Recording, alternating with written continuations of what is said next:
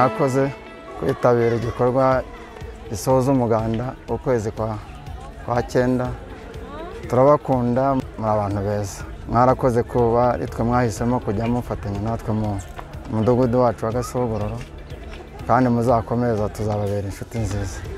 Dusurize n'abandi bavandimwe bagenzi banyu, mabwire ko Gasogororo Kayonza by'umwihariko ibakunda. Murakoze. Amazina yanjye nitwa Katabarwa Celestin, nkaba ntuye i Kayonza mu mudugudu wa Gatebe.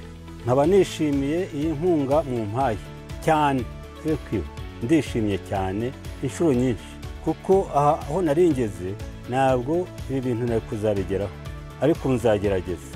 Nihaboneka n'indi nkunga muzanyibuke, ariko iyi ndishimye pe.